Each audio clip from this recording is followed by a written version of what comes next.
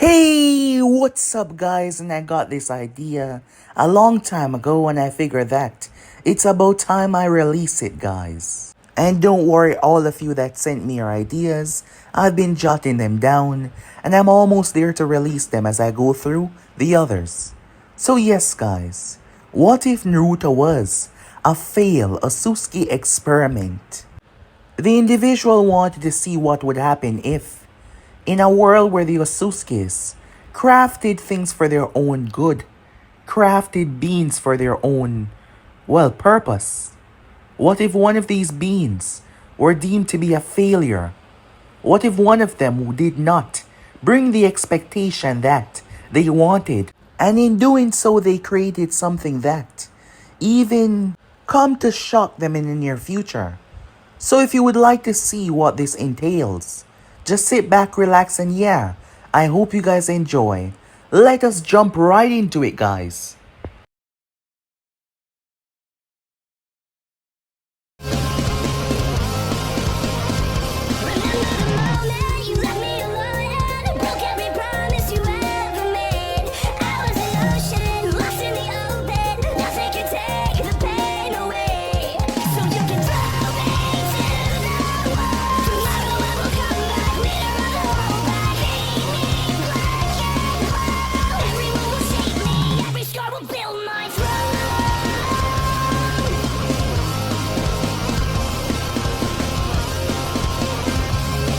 We begin this new series with 5 individuals.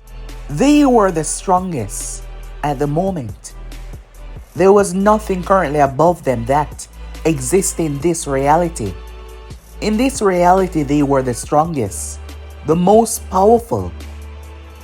The first one, his name was Sanzo Ōtsutsuki, otherwise known as the Hollow King. He was a very arrogant, emotionless individual that was obsessed with the ultimate evolution. He was a very tall, skeleton being with ash white skin, covered in cracks on his skin from chakra overuse. His horns have broken off, leaving only stumps. His eyes glow with an airy, void-like black with no pupil. He was the supreme elder and the leader of the Council of the Five. This man only believed in absolute evolution. He believed that the Ōtsutskis are the top, and every weaker being below them are garbage, and simply stepping stone for them to reach their true potential.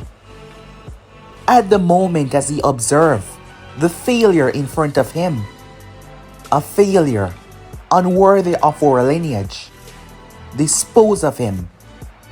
Standing nearby was another Kyosanen Ōtsutsuki, otherwise known as the Architect of Fate. His personality was a calm, intellectual, but a very manipulative and ruthless individual. His appearance was odd as well. 12 golden eyes flow in a crown-like pattern around his head. They never blink. His body was covered in glowing descriptions that has recorded every single Ōtsutsuki experiments that they ever conducted.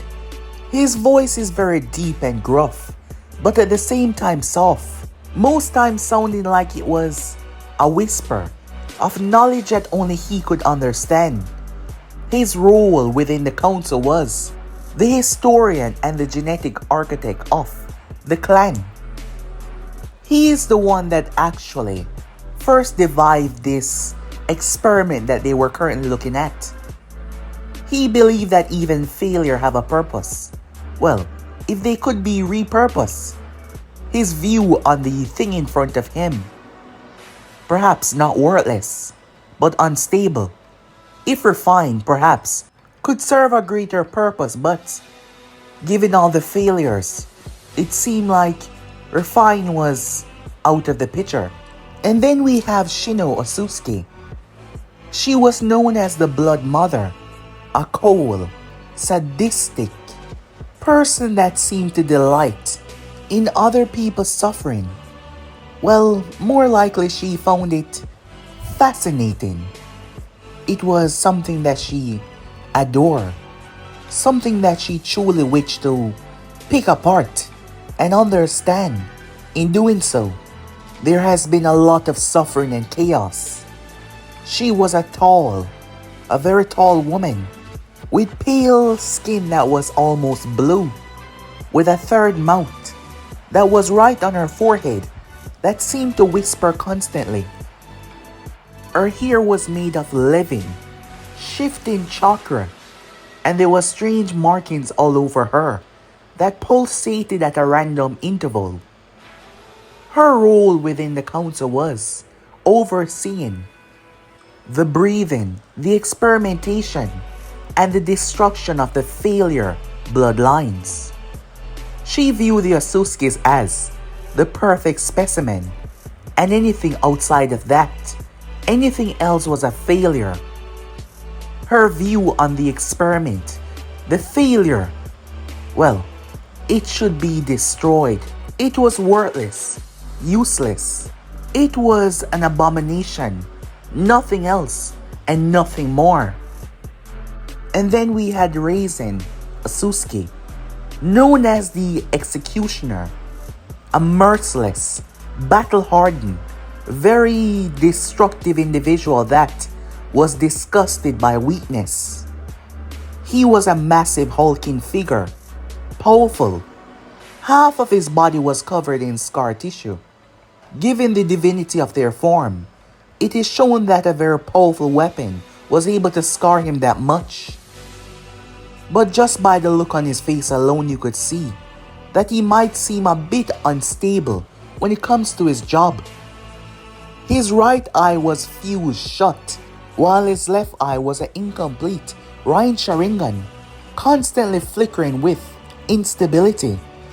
He wore a golden armor that is forged from the worlds that has already been devoured. His role was simple. He enforced the punishment, erasing those that stepped against them, erasing those that betrayed them, erasing those that refused to do as they were told. Weakness sickened him as he looked at the experiment that was supposed to bring them greatness. He was disgusted by it. And the final member of the council, Elder Mayugen Ōtsutsuki, known as the Prophet of Decay. He seemed to be insane, unpredictable, and obsessed with death of the stars. His form was perhaps even worse, like a giant corpse. His body was partially decayed, but it was still generating. Yes, it was still regenerating. His skin was very translucent, revealing his chakra network that was pulsing like a dying sun. His teeth are jagged. His eyes are completely white. On occasions, he giggled to himself and speak about the end of days. He was a seer of the clan. He was responsible for predicting future threats and the destruction of the clan cycle. He believed that the universe itself is destined to be devoured. He whispered most of the times about the stars dying. The heavens are afraid. His view on the experiment, even a broken song has a melody. And birth, there will be death, and with death, there shall be destruction. That is how he viewed the experiment in front of him. His mumbling, his whispers under his breath. He was a very strange individual. These people were known as the 5 strongest due to what they've done to themselves. Their form was never like this. However, this was caused by millennia of change. You see, the Ōtsutsuki clan is not just an advanced alien race that seek to control everything. Well, that was part of it. But they were much, much, much more. They are a cosmic empire that span countless galaxies, ruled by an unseen hierarchy that far beyond the understanding of many below them. It was something that was even hard to define, but their entire existence revolved around evolution. Through destruction, the consuming of life, devouring and gripping it, taking that to bring to their new state of understanding. As they surpass their limitation, as they try to surpass their flesh. The hierarchy of the clan was a being known as Shibai Ōtsutsuki, a being that was able to transcend his flesh and go beyond due to his constant consuming of the chakra fruit, a fruit that is birthed from the destruction of an entire planet.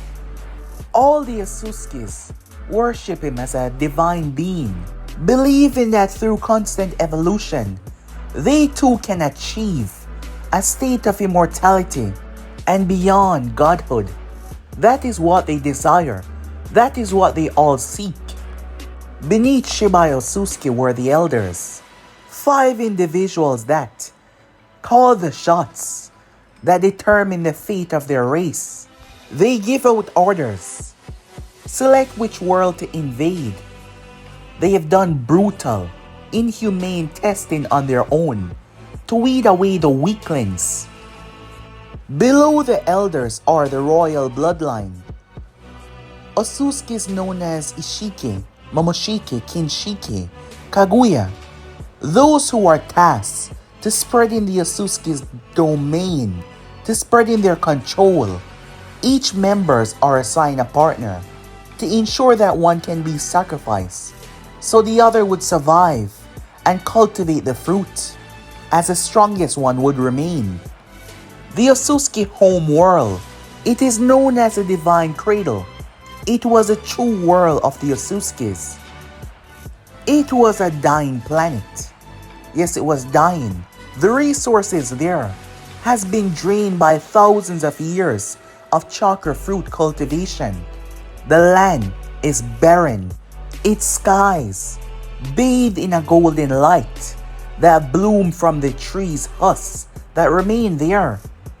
Only the elders remain on this planet, protected by the massive spears of pure chakra that wrapped around everything.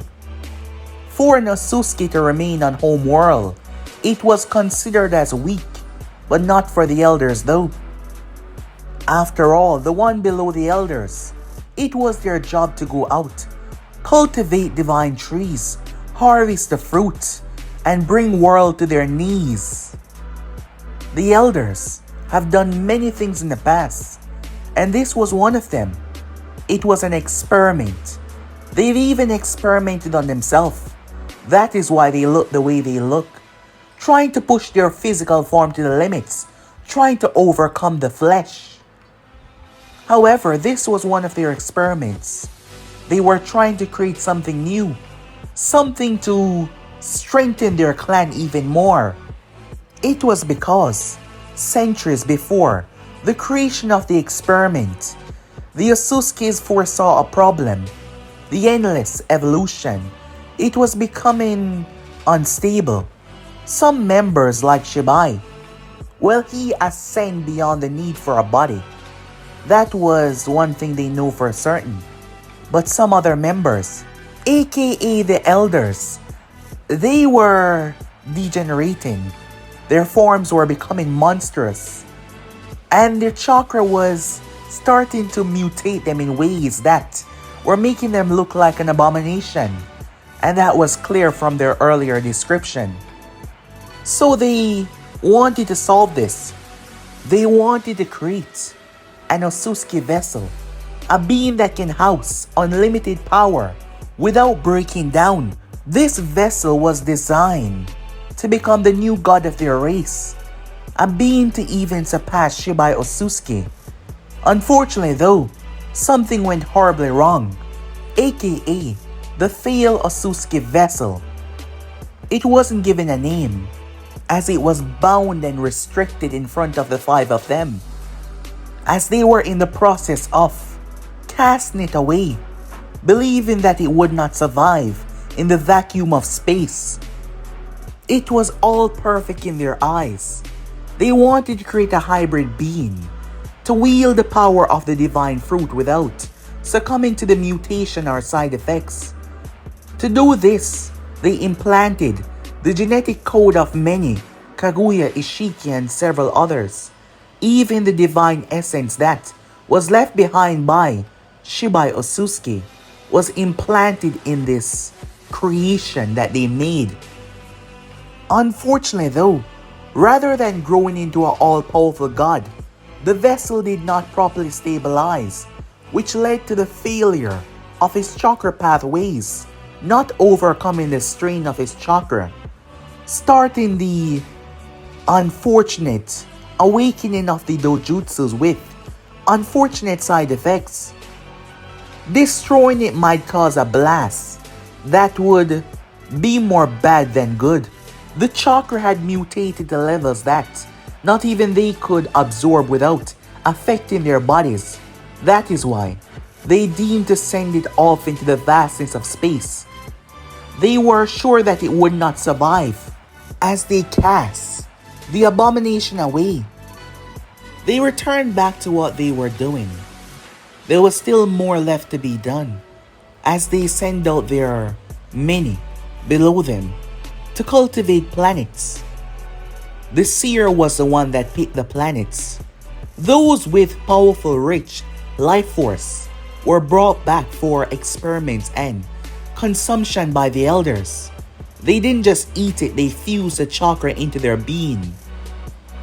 As weaker planets were absorbed by the members below them.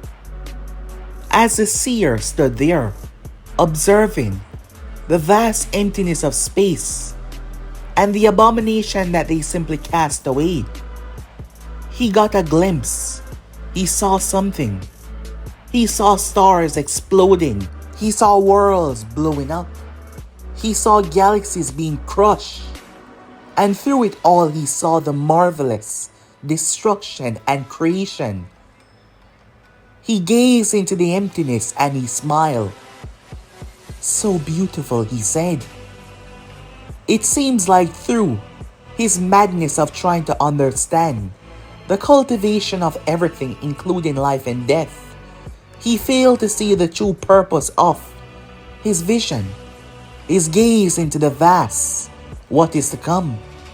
After all, it seems like his vision was even being distorted. But what could be powerful enough to cause a fabric change in literal reality itself? Well, we're just gonna have to wait and see. Time skip. Thousands of years passed by, as everything was back the way it should be. The Ōtsutsuki's ruling, continuing their search, trying to consume the vast, expanding universe as large as it was. They have goals and dreams after all. As those thousands of years pass by, something truly strange took place. They were sure that without proper guidance, without proper maintenance, the thing would not survive. However, thousands of years that went by, we find ourselves on a small world compared to many others. Something hit the ground with a cosmic boom, causing every single thing around it to die. A lush, beautiful forest was turned into nothing. Destruction and chaos in its wake. Without its awareness, barren, destroyed land was left.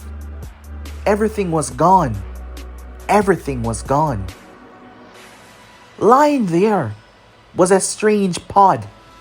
That is what it seems like, but in truth, it was a black spear like an egg. Just lying there on the ground. Not a crack, not a fracture, despite falling from the heavens. Despite the destruction that it caused. The egg started to crack. A prison that was supposed to speed up the process of the destruction started to crack. It seems that over time, said prison had adapted to be suitable for the creation. Something that should be impossible, but here it was. Yes, it was right here. Upon cracking, there was liquid that splashed out of it, like a child being brought into the world. Slowly something slipped out and collapsed on its face. It took a moment for it to start to move and stir. When it pulled itself up, no emotion was on its face, just emptiness. He seemed to be a child. That is what it seems. A child that was no older than 8 years old. Long white hair that was dripping wet. It went down into his back. He had blue eyes that seemed to contain the secrets of life itself. They seemed to be so captivating. There were markings on his cheek on each of them that seemed like 3 whisker marks. But in truth, this was how they tweaked his system. This was how they truly messed with his genetical alteration. These marks were the containment to his understanding. There were 6 of them. 6 lock, 6 key that was embedded within the creation. He seemed like a normal human boy though. He had the structural creation of one.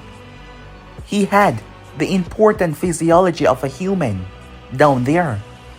Due to the chakra fruit cultivation over time that was put in him, it had seen many other races, and they came together to form a gender. And he was a boy, without a shred of clothing, empty. The wind blew on his skin as he felt it. His hand, he looked at them. Suddenly he gripped his head as he dropped to the ground. Memories flashing through his mind. Remember being strapped down. Remember pain. Something that he hated. It was hard to describe. He remembered Gay's eyes so much looking down at him. He shook his head as he got back up. He started to walk, having no idea where he was going or what was going to happen. He walked for a while until the radius of his destruction was behind him. That is when he saw a bear, unaware of what the creature was. It was massive, brown and tall. Its right paw seemed to be injured. He looked at it and stepped close towards it, not sure what it was. The closer he got, the more ferocious it got due to its injury. Over time, this animal has seen what mankind has done to its own and used them as fuel by devouring them. So it did not hesitate. It slashed him across the face. Blood spray as he was launched. He crashed on the ground hard, lying there. A large gash of the bear paw was across his face, bleeding. He lay there in pain, remembering the feeling all too well.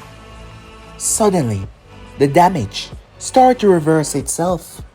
The blood started to return back as the wound started to close. The bear pounced on him, hovering over him ready to rip him apart. In the Ōtsutsuki eyes, this was one of his greatest failures. He was afraid, despite not knowing what that emotion was. He was afraid, and in doing so, it triggered a reaction. They deemed him to be a failure in their eyes, due to certain emotional factor, due to certain personality structure. He was created to house limitless chakra, and yet he seemed so constricted, he seemed so bound. He was created to have all their bloodlines, but yet he seemed so restricted, without the eyes of anything powerful. However, they misunderstood. They created a being that was cultivated through other means. They placed the essence of the chakra fruit inside of him. The chakra fruit that was taken from many different planets. Emotion, feelings, was something that they did not understand all too well. It was something that they did not get. So they failed to see that all they needed to do was to actually bring forward triggers, to bring the reality of what he truly was. His fear brought something out, alright, as he held his hand out, desperate to get away. The next moment he was in mid-air. He was far, far in the sky. He started to fall. He was terrified. Falling would cause pain, and pain would hurt. The next moment he was back on the ground. He looked around when the bear, having seen him resurface, ran towards him. He turned to look at the thing that was about to strike him down once again and held his hand out, wanting it to disappear, wanting it to leave him alone. The next moment, something burst from his back. Strange red tentacles. It was chakra, but it was red. It stabbed into the bear's side before stabbing into its head. This wasn't exactly killing it, because the bear seemed to be fine. The wounds were not physical. However, the bear started to slow down. Its inside, its chakra, its essence was being absorbed. The bear collapsed in front of him, its body slowly withering away as he felt the warm sensation inside of him. A feeling that he's never felt before, and he enjoyed it. He made his way over and placed his hand on the bear that was going to die. He felt the warmness leaving it. He needed more. He needed more. Unaware of his strength, he pierced the bear's skin. Then again, it was much weaker due to him consuming it. He ripped it open. The blood inside started to gush out. He lay down in it. He felt it, the warmth. It was wonderful. As he rubbed and turned and twists, moving all around, feeling so happy. Joy was another emotion that he was feeling for the first time. It was hard to describe, but it also felt so wonderful as he lay there. A smile plastered on his face. He was happy. Yes, he was. As his face was turning up, he pulled himself up as he was soaked in blood. Unaware of the custom, he simply found it nice just to lie in it, the comfort. He just lay there for the next couple of minutes, not doing anything, until the warmness became cold. He disliked that as he got to his feet and started to walk. He continued on making his way, seeing nothing because he was in a rather empty remote area. As he kept on moving, he kept on going on until he finally came across something that seemed interesting. It was a corpse lying on the ground. As he stopped and examined it, it was an adult male hailing from the land of stone. The ninja was dead due to the conflict that was currently taking place in the world right now. The young boy, confused by why it was not moving like the other one, started to poke it. However, he got nothing. After that did not work, his gaze started to examine the clothing, the strange red fabric, along with a dark jacket and the dark vest. Confusion marred his face as he looked down to see that he had nothing on. He proceeded to remove the pants to check if they were the same. One looked rather different though. He was curious and wondered. He tore the pants. As he put it on, it felt better.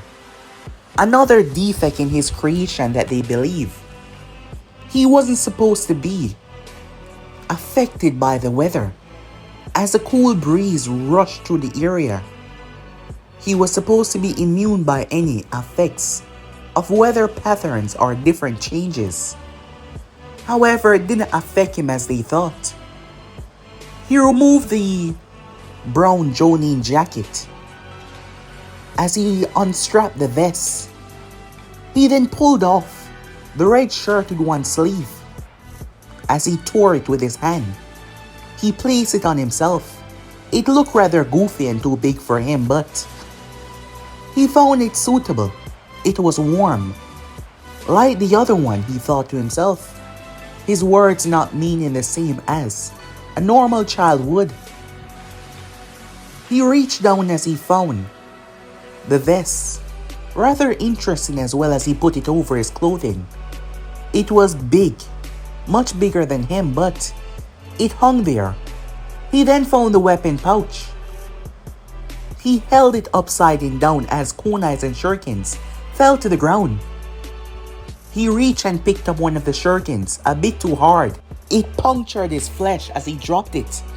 It clattered on the ground. He then reached back down and picked up the kunai by the dull handle. As he held it in his hand, he brought it to his face as he proceeded to lick it. Not liking the taste, he tossed it away. His instincts, his absorption of knowledge and information was processing on a very great level for his age. He started to walk, no longer finding this interesting. This one was cold, the other one had been warm and nice, and much bigger as well. Now dressed looking rather goofy, he made his way off. He walked for hours, unaware of where he was, unaware of what was going on, unaware that he found himself at the Kanabi Bridge. Meanwhile, rather horrific hell two individuals were going through right now as they found themselves trapped. The entire thing started to cave in. They had no choice but to leave behind a friend, a comrade. Give me your hand. A young man known as Kakashi Hatake said as he pulled Ren Nohara out of the hole, leaving Obito Uchiha as the rocks crushed him. Now that they were outside, they found themselves surrounded by several other stone ninjas. Kakashi, after just losing a friend and a comrade, held his hand out as he formed the Chidori. Cackling, his newfound Sharingan gazing towards the enemies. They were outnumbered, outgunned. They were going to lose. And they both knew that until, crack, the sound of someone stepping on a branch could be heard. Everyone was rather surprised when they saw a red-haired child. No, his hair was white. It was simply coated in blood. It had dried up and stiffened. He was wearing a Jonin vest from the hidden stone that was torn, the clothing underneath as well, looking rather baggy and falling off of him. The young man had found a solution for that. He tied a wire around his waist. Because he walked, often fell on his face. He realized that it was not staying up. It showed how quickly he adapted to a situation. Finding the wire within the Jonin supplies, he tied it around his waist. These were uncertain times, and seeing someone like that with a Jonin clothing that was obviously stolen, they dubbed him to be the enemy. They would not hesitate to cut him down. The fact that none of them were aware of him until he made a sound was rather concerning. The young man gazed over towards the face of the individuals though. First, the girl, who seemed so afraid and curious about him as well. Despite having no recollection of understanding these emotions, he seemed to resonate with them. As he started to walk, he was looking at them curiously. However, Kakashi placed a hand up, blocking Ren, not knowing what was this. As this person seemed to be no older than 8 years old. Could this be a trap A chance for them to let their guard down. However, judging by the face of the others, they too seem rather surprised as well. One of the ninjas had enough and launched a kunai straight towards the experiment temple, planning to end his life. It slammed into his head as he collapsed down to the ground, seemingly dead. They turned their sights back on the Konoha ninjas, willing to cut down a child without hesitation. This was war after all. However, everyone was shocked. Kakashi Ren Nohara. As the young man rose to his feet, he reached and gripped the kunai and ripped it out. Little bit of blood dripping down it. He looked at it curiously, feeling the pain, a sensation that he does not like. As he got back to his feet and gazed over, and with pain there was anger. His eyes trailed back towards the one that actually threw it. The man standing his ground, of course not afraid of any child. However, with his anger rising, his power started to grow erratic as well. Just like before with the bear, this time though there was only one. And this time he grabbed it, remembering the feeling of the other weapon, despite not knowing what it was. The cultivation of all the Ōtsutsuki were embedded into him after all. He was just unstable. He broke it off. He broke the chakra manifestation and held it up. It started to take form, reverting back to what it formerly was used for. An axe. A red, mighty battle axe. However, due to the genetical alteration, based on his own inside and power, it started to grow and grow and grow and grow and grow. It slammed into the ground, no longer being able to contain it, but he was still touching it. It grew so large that it split through the trees. Dashing towards the scene as fast as he could was Minato Namikaze. When he saw the mighty, strengthened, powerful, reddish... What the hell? That was his thought as he moved off with more speed. Back to the scene. Wanting no one to hurt him to disappear, he pushed it. This was another flaw in his design. He was supposed to be smart. He was supposed to understand everything around him. They were creating a being of knowledge as well. But in their eyes, he was dumb, illiterate, stupid. But that was their problem. He wasn't. He was simply new. In their atmosphere, he could not grow. Perhaps it was due to the cultivation of where he was brought into existence. There were many factors that were wrong in the environment. The dying planet was also a factor as well, due to the abstract power that was inside of him that tried to consume and to die out as well. There were so many problems that they had no idea that they could foresee. Despite their vast power, bringing life was not hard for them. However, truly cultivating life was something that the Ōtsutsuki could not properly do when it came to building something that they truly wanted. They wanted a rootless, emotionless being, but they created one with emotions, who was just starting out like a child, and once again unstable due to those emotions. The axe no longer being able to be held together by him. It fell when he pushed it, and the chakra started to go haywire. The chakra ended up discharging. Kakashi's eyes went wide. Ren, eyes went wide as well. Even Minato, who was racing toward the scene, was violently tossed away. An explosion unlike any other went off in front of their eyes. It was truly and utterly devastating to the surrounding area. It was a good thing that he had pushed it, because if he had not, it would have expanded outwards, but instead, it expanded forwards, creating a trench that spanned for miles, much larger than the trench that was here under the bridge. As everything was a mess, the bridge included got completely eradicated the section that was there. Everything was gone. Not just that part, but everything was wiped away. The base that was beyond it with the stone ninjas were rather shocked by the explosion. Who the hell caused all of that? That could not be explosive tags, not even a bunch would cause that much damage. Them having an explosion core within their village was shocked by the velocity and strength of that blast. Kakashi Hatake started to slowly stir as he found himself over Ren Nohara.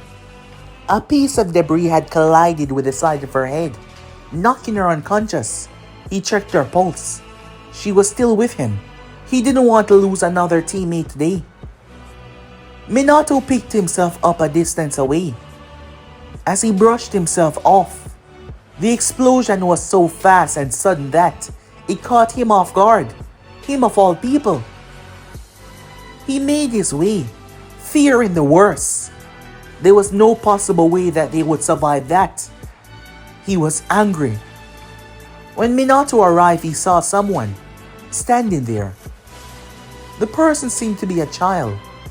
Due to their back turned to him and their clothing was burnt off, he feared that it was one of his own. He sighed sadly, hated the fact that he wasn't here to save them. Sensei. He turned to see Kakashi. Over to the side, hefting up the unconscious Ren, at least he hoped. He raced towards them. However, that meant it was Obito. However, he was proven wrong when Kakashi shook his head and gestured towards a collapsed mine. As Minato gazed down, if that was the case, putting aside that he just lost his student knowing not to collapse on the battlefield with emotions, who was that? Kakashi did not know how to explain it. However, they were more so shocked when he started to move. The explosion had swallowed Naruto as well, burning his clothing as the pieces were stuck to his skin. His right arm was completely eviscerated, so was his left leg, but yet he still stand. He had yet to speak or even say a word. The pain that he was feeling was nothing compared to what he had been through. So despite it being horrendously bad, he seemed to be able to handle it quite well. In front of their eyes, they watched in amazement as the boy started to heal. All of them stood there, paused in shock. He was healing. Bone, flesh, nerves, everything returning. The blast had burned the blood off him, so his face came back fresh. So did his hair as well. He twitched and turned. As he turned to face them, he started to walk towards the group. Minato was wondering who the hell this was, and how could he possibly have survived that. "Who are you?" he said, trying to get something out of the experiment. However, he did not speak, he just kept on walking, fearing that this was some kind of trap or something. "Stay where you are," said Minato. Having seen this countless times during the war, he's seen people fall for this and died. And he wasn't about to let this happen to both of his teammates that remain. Yet he was still walking.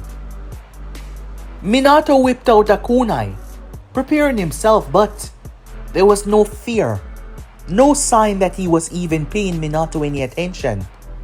He was looking at the unconscious Ren Nohara. He stepped towards her. Kakashi, stepping back. "Wait," Minato said. He felt nothing from the child. Him being a touch sensor, his hand was on the ground. There was no emotion, no intention to attack. He was just curious. He looked at her unconscious face, strangely like he was observing it. As they looked at him rather confused. Time skip. She finally woke up. As she stirred, She jumped up and looked around frantically. When she heard, "Easy," she turned to see her sensei. "Sensei, we..." As the memories came back to her, she remembered what happened to Obito.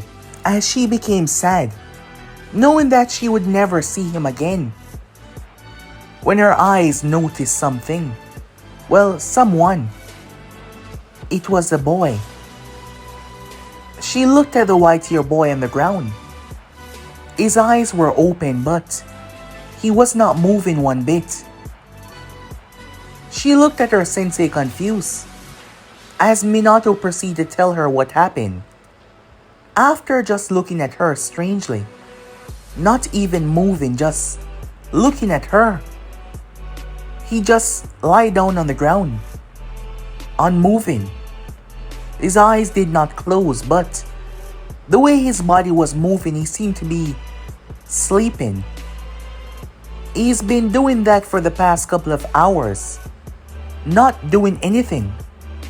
Minato was finding it rather strange that he seemed to be mimicking her sleeping pattern, breathing in and breathing out as she did, despite her being unconscious. They decided to bring him back. Well, Minato mostly. This boy was able to create a devastation like he's never seen before. Power like that was only something that beasts are capable of. Tailed beasts. A wandering child in the middle of nowhere having such power. Minato did not sense any ill intent coming from him. He did not desire to harm any of them. However, he did not seem to be able to communicate like a normal person as well. As Minato was simply curious about the whole situation and decided to bring him back. When Minato gazed down towards him, he was still sleeping. Given that his eyes are wide open, it seemed unusual and strange. But he was indeed sleeping. And he seemed like he was going to remain that way for a long time. Suddenly he got up, confusing them. Kakashi wasn't so trusting given what happened, despite Minato being on guard, just in case. Kakashi was gripping a kunai. The boy picked himself up and turned. He never blinked, not even once, which was rather concerning and strange. He saw that she was awake. He started to step towards her. "He's not gonna harm you," said Minato, not feeling anything of the sort like he would do that. The boy's emotions were dim and dull, almost like he was not understanding anything that was going on, but at the same time he was able to, which was weird to understand. Minato, being a touch sensor, was able to feel all of that. The closer he got, the more he felt. Once again, he observed her, just looking at her, mostly her features that was on her face at the moment. His eyes never stared away, not even once. She decided to try. Who are you?" she said. He tilted his head. "Yeah, you. What's your name? Where are you from?" He tilted his head once again. "Is he unable to communicate?"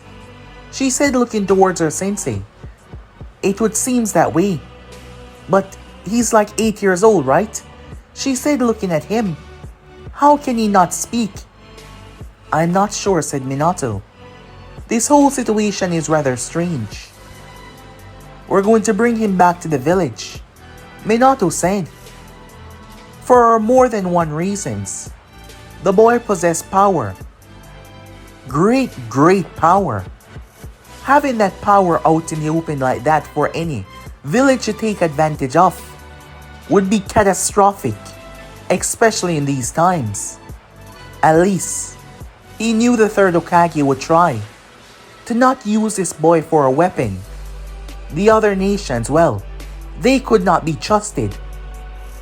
It flashed through his mind the boy being a spy or a traitor, but there were certain factors that showed that he was unattached to anything. Him willingly killing so many stone shinobis. Then again, he could have been a part of the other nations, but Minato prided himself on being a wonderful touch sensor. And what he was getting from this boy was confusion and a strange feeling. Like he was dealing with something new, almost like a baby. Then again, he wasn't exactly looking at a baby. And don't get him started on his chakra system, it was strange. For the first time, Minato could say that he didn't understand it. He didn't understand what he was feeling. It felt like there was nothing there. However, that display of power, there was indeed something there. Minato simply had no idea just how to sense what exactly this experiment held. They returned back to the village. He seemed to have gained a great fascination with Ren, as he seemed to have took to her rather well. Minato had made sure to scan if there was any traps, anything that might be detrimental for the village if the boy might return. But he found nothing, just the odd sensation once again, with the marks on his cheeks, like there was something there but he could not understand it. It was almost like he was handling a device, not a person. He followed them through the whole night and day. He did not say a word. He did not speak. Minato, believing that this might help, as the boy seemed to be going off of things that he can understand in front of him, pulled out a book that was gifted to him by his sensei, a recent written book. He handed it to the boy, who first tried to put it in his mouth, once again reminding Minato that it was like he was dealing with a child. But he stopped him and opened it, showing him the words and repeating them. The boy examined the words. Minato had no idea what he was doing. It seems like he was just looking through it. The more they walked, the more he looked through it. Ren was beside him, saying the words as well, trying to get him to understand them, trying to get him to know them, but he seemed to be unable to. As they continued to walk, Kakashi wasn't so trusting, telling his sensei numerous times that they should not bring him back. Given what just took place, Kakashi was not in the right state of mind. Ren either, but she was pushing those feelings away by focusing on something else. This mysterious child that was the only thing that can stop her from feeling the emotions of the loss that she recently had. She was snapped out of her thoughts when the book shut close. She turned. My name is Naruto. Minato paused. Kakashi paused as they turned at the child who just called himself Naruto. Minato knew that name rather well. It was the name of the MC in the book that Jiraiya had wrote. Someone that was rather inspiring. However, he could talk? Kakashi said, as he looked at the strange individual. My name is Naruto, he repeated once again, his voice sounding rather mature for his size. He started to speak fluently, but the words that he was saying did not make much sense. Kunais, shurikens, trees, missions. As Minato understood, he was repeating the words in the book. However, the longer he went on, the more the words started to come together. Go for the shurikens, so that they can help on the mission. Minato watched in front of his eyes as a strange sort of evolution took place. The boy was learning. His mind was growing. It was fascinating and strange. They did not know if that was his true name, but they decided to go with that for the time being. Having straightened the clothes enough and placing a cloak over him. After all, that uniform was from the Hidden Stone, something that he seemed to have stolen, and judging by the fabric under his nails, he ripped it with his bare hands. Arriving to the village, clocking in, Question was raised about his identity, but Minato was able to sort it out. When he saw within the village, the young boy that now identified himself as Naruto started to speak, his words coming together better and better. They made their way to the office. Minato never got the chance to say anything to him as he simply entered with them. Sitting behind the desk was Hiruzen Sarutobi, rather confused about who this child was. Because of this boy that each and every one of them has been using as a way to sort of keep their mind off the problem that they were facing at the loss of one of their own. Now it was time for them to face that. Now that they were back, each of them felt the dread and sadness. The young man noticed that as he felt their feelings going around. He gazed at each and every one of them, the Hokage witnessing the look on their face, realizing that one of their members were not here, and now they had a child with them.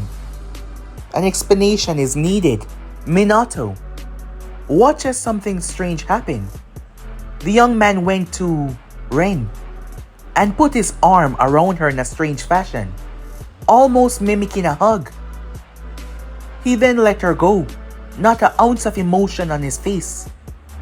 He did the same thing to Minato, being much shorter though, as he stepped to Kakashi, who raised his hand, stopping any invitation of hug. It was what he saw in the book, reading the lines, comforting the one that they lost by wrapping their arms around the survivor, holding on to them. From the understanding that he got, these things were his arms, once again showing how fast he adapted and learned.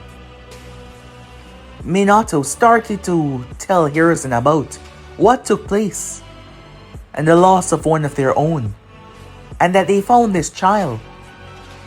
This was a hard time for the both of them.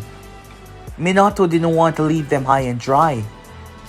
They were there, so they spoke openly about what the child was able to do, who was now sitting by the window, observing what was going on outside. Hiruzen was observing the boy, shocked by what Minato had said because he felt nothing, no strong chakra, nothing at all. The child climbed up on the window and gazed out, his eyes not changing. There was no fascination, no curiosity. Despite feeling this, his body seemed to not show it one bit, limited by what he knew at the moment as his face curled up into that smile. But his eyes never smiled, not one bit. He stepped out, standing on the ledge right there. Hiruzen called out to him, "Naruto," he said. He turned at the name, as that name identified with him. He stepped back inside. He walked over to Hiruzen and proceeded to hug him. Hiruzen felt nothing but emptiness. He didn't feel any love, any joy, nothing at all. He could feel, despite not being the bestest of sensors, he could feel from the boy. How was that possible? It was like the boy's emotions were something that not even himself could control. It was hard to explain. He just released Hiruzen and gazed off. Another fault in his design. He was meant to be the superior being, the strongest, the ruthless, the one to lead their clan into greatness, and yet he was a naive child, an idiot in their eyes.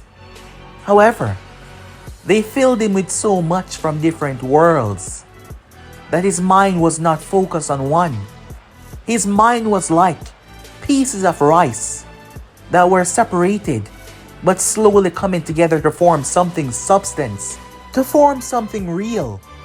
Realizing that they weren't going to get anything out of him because the boy lacked the necessary way to truly understood the words that he was saying. Hiruzen brought him somewhere, a specialist for child care, to try to understand.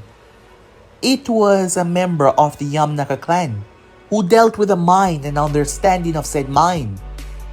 Meanwhile, Team Minato was given the time to grieve their loss.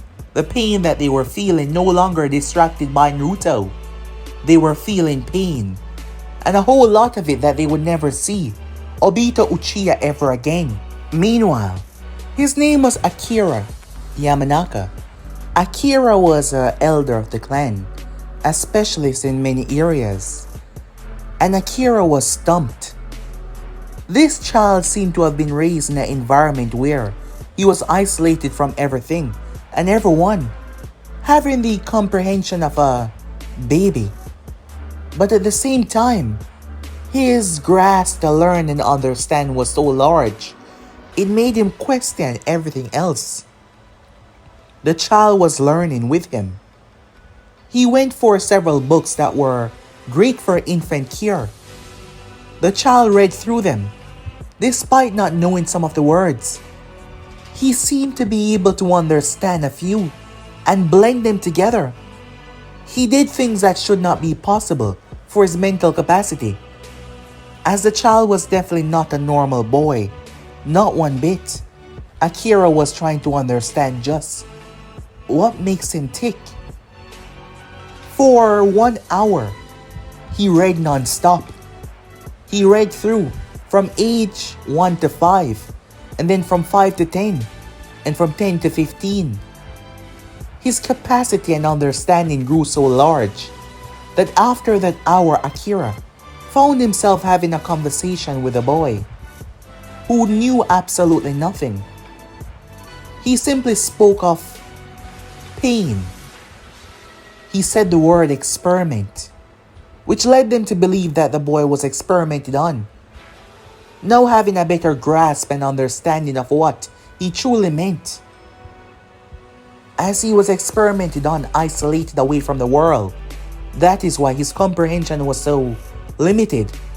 Whoever experimented on him, from what Akira was told, granted him great abilities that seemed to be dormant or perhaps limited to his emotions. The Ōtsutsuki were wrong about one thing. They deemed Naruto weak and worthless. But it was their fault because they lacked the necessary compassion to understand emotions. They did know what emotions were, but not like humans. All the worlds that has been cultivated, all that essence, had turned him into an emotional person, not a mindless drone and puppet for them to control. That is why they believed that he was weak, because he was indeed weak. When you first look at him, he seemed unremarkable and limited by their eyes, due to his body trying to understand before doing anything. But now that he was growing and seeing what he could, he started to understand. He started to learn to adapt. They have created something special. They created a being that was gifted with the essence of all their others, including Shibai Ōtsutsuki. But none of these power truly tapped on to his main abilities. They seemed to mingle together to form something unique. And this child was the definition of abilities. The Ōtsutsuki were the master of the universe as they saw it. Their team, their council, creating things that other races won't even dream of. So you had no idea. They had no idea just how special they made this boy, and they cast him away into the vast emptiness, believing that he was an abomination, a weakling of their clan, a stain on their name, unaware that they created something truly special. However, despite knowing the words, despite knowing things, Naruto was still lacking the normal comprehension that people would, the understanding of these feelings, how to properly handle them, which are going to be a big problem. After all, he doesn't truly understand them completely, which would lead to a lot of problems. And there is also the Ōtsutsuki. If they find out that he was still alive, and when they eventually find out about this planet, what exactly is going to happen? Well, if you want to find out, just stay in tune. And destroy that like button, guys, and tell me you want part 2, and I'll be posting it as soon as possible. But I'm off for now. See you guys soon. Peace.